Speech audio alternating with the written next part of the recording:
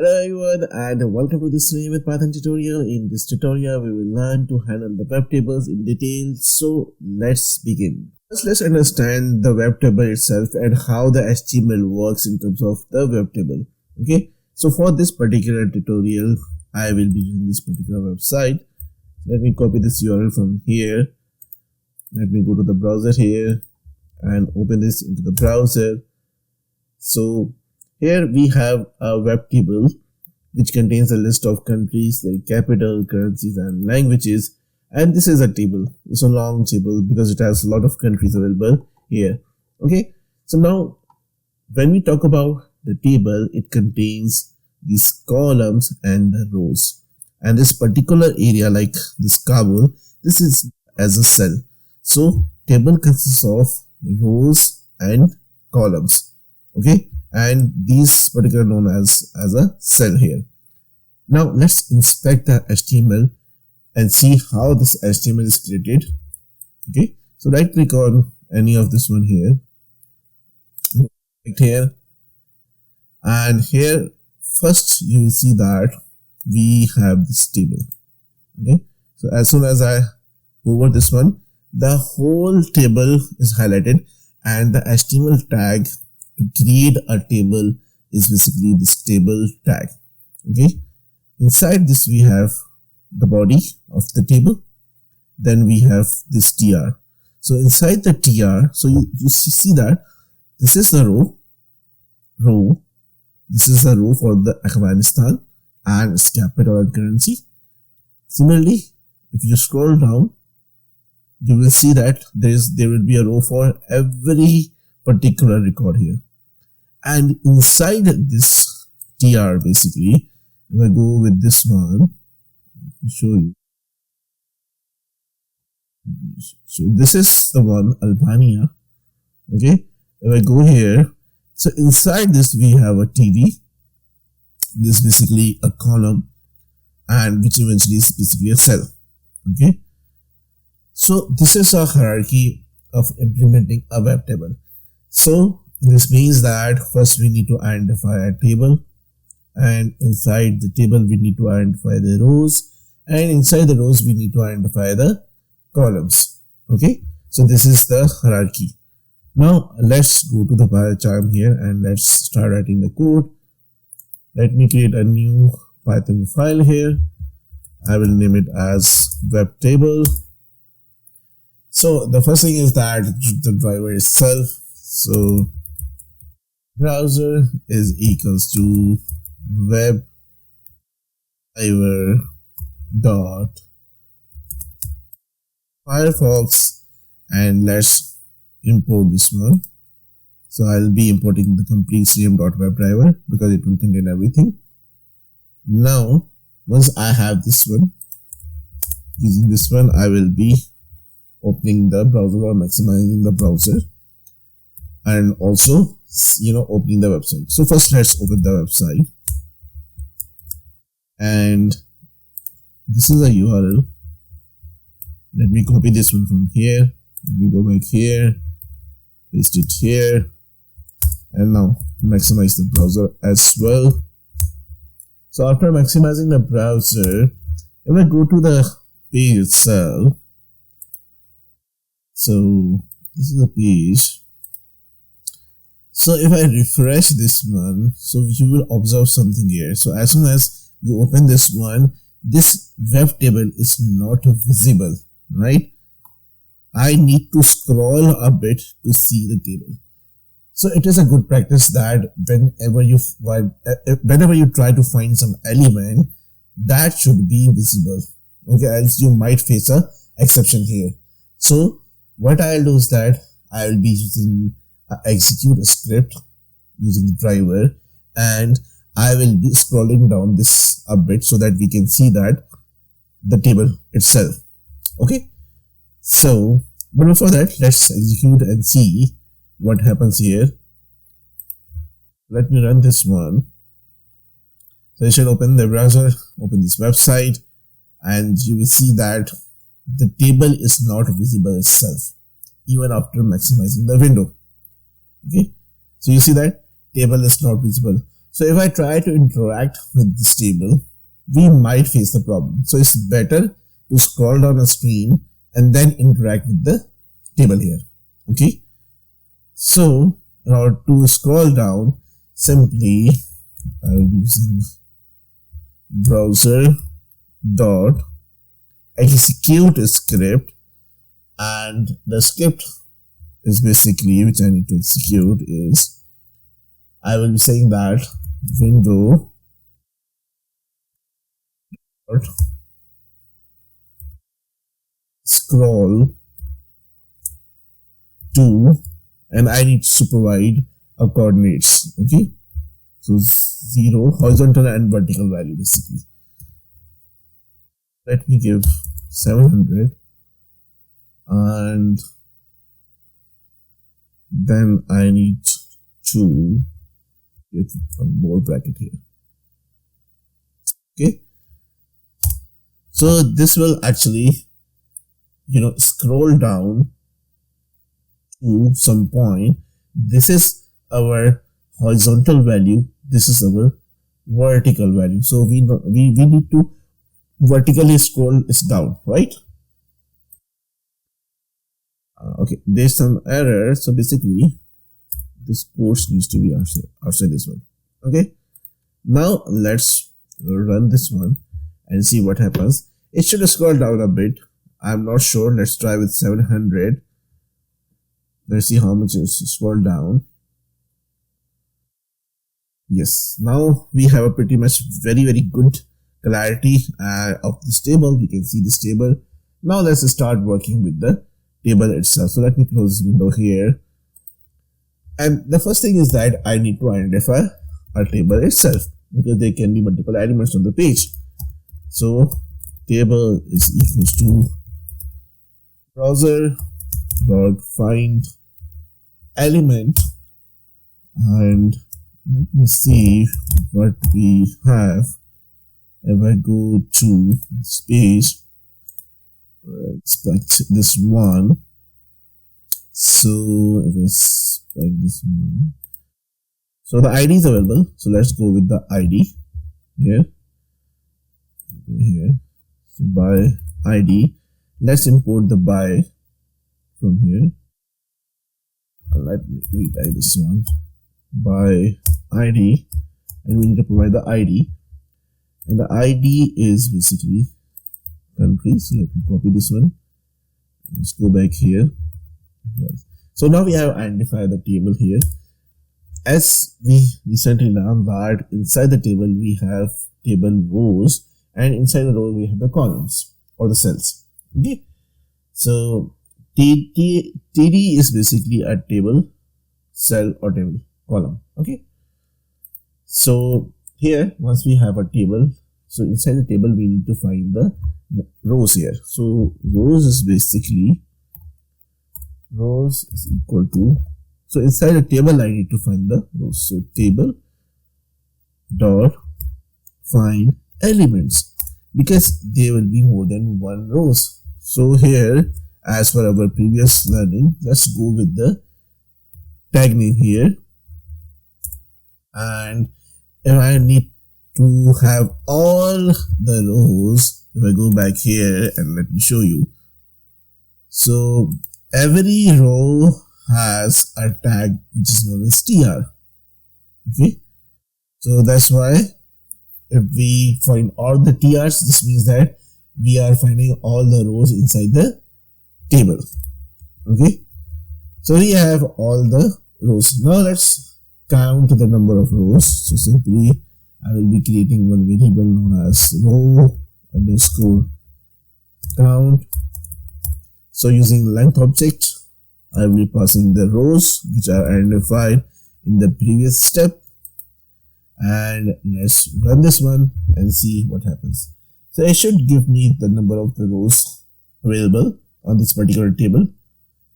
Let's see what happens. So if I go to Python here, we got some exception here.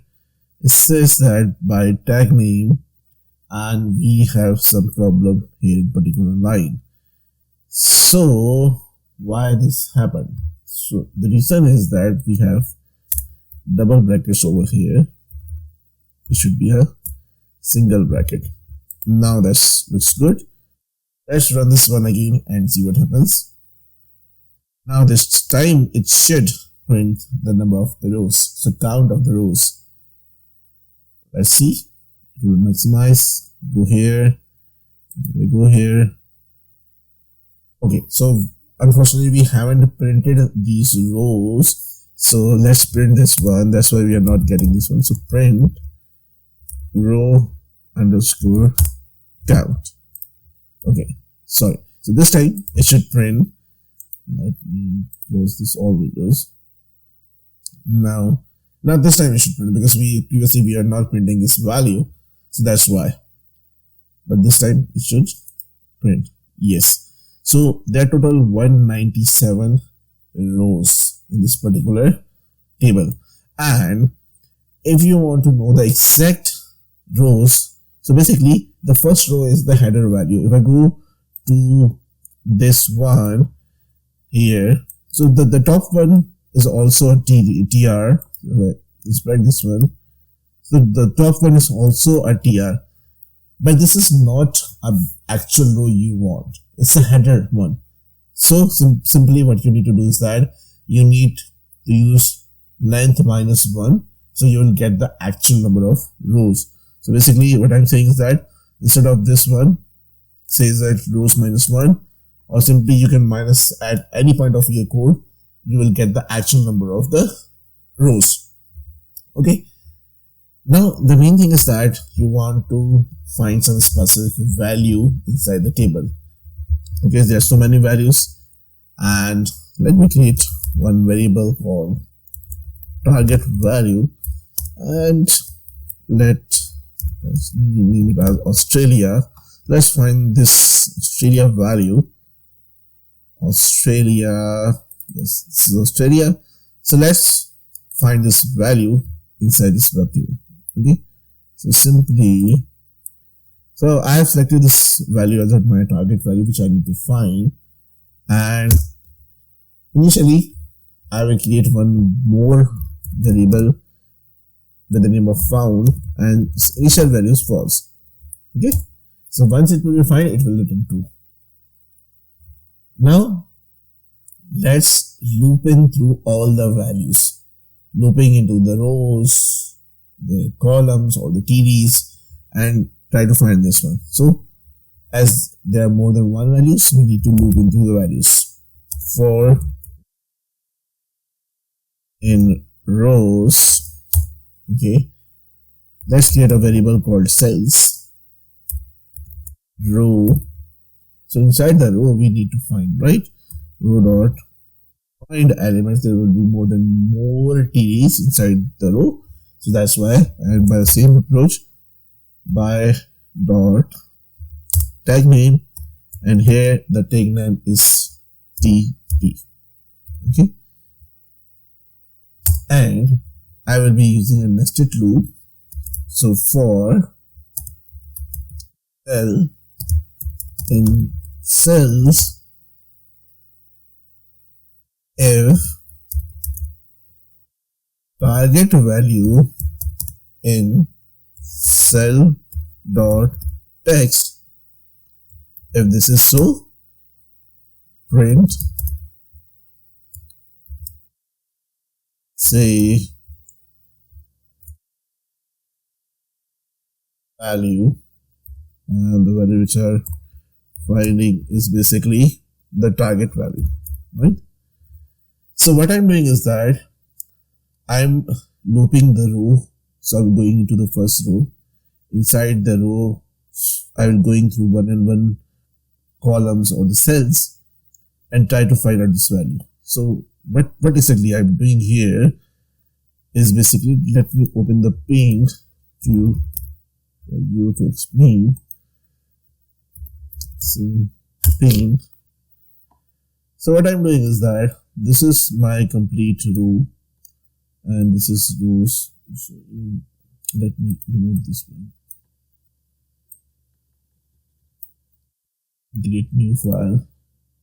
Don't save.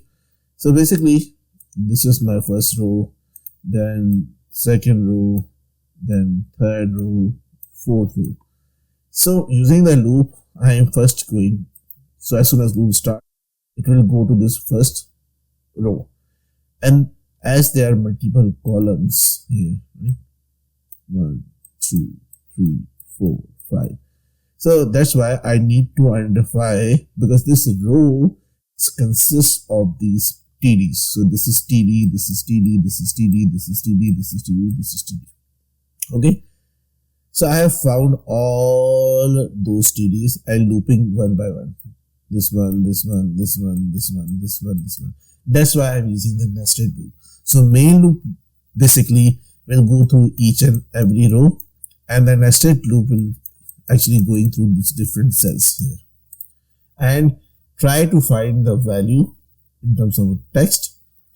And the text, because using, if I go back, so basically this row will go through each row, and this loop is going through each cell. And how it will loop through these cells, because I need to find the cells first using this one inside the rows. So first go to this loop, then inside, once you find the first row, go to the cells one by one, and if you get the cell text which is equal to my target value, which is Australia, print this value. If not, but before that, if it found, change the value of found equals to true. Okay, if it actually found the value. If it doesn't found the value, and also if it finds the value, we don't continue our loop. We need to break our loop. Okay, and once if found, we need to break, and to break, and if not found, not found, then in this case we'll say print and say target value, thus target value. So here target value, which is basically this target value, which is basically right now, in my case in Australia right now, I will say not found. Okay, that's really simple, and let's run this one and see what happens. So Australia is a value present in the table, so it should print this value. Okay, it should say that the value found. So found value Australia, found value Australia. If I change this to this one, and let me close this all and run this one again, and see, this time it should go if not found statement. So you can also go with the if else as well. So logic can be any, but the idea is that you need to go to every row. Inside every row you need to go to every cell and try to find out the value. So your logic can be any. You can go with the if else, you can go with any other approach if you want. Okay, so here the target value is still not found, so this statement got executed. So in this way you can basically go to the table first. Inside the table you need to find the rows. Inside the table rows you need to find the cells, and inside the cells you need to loop in and find the value. So here I'm looping into every row, because if I don't do the nested loop, what happens here is that basically it will only loop the first row, but I want to go to this first row, this value, this value, this value, this value, then go to second row, this value, this value, this value, this value, and check against every row and every cell. That's why I'm using the nested for loop here. Okay, so that's how you can actually work with the web tables using Selenium with Python. Thank you so much for watching this tutorial. If you like our content, then do like, comment, share and subscribe our channel. Once again, thank you so much and see you in the next tutorial.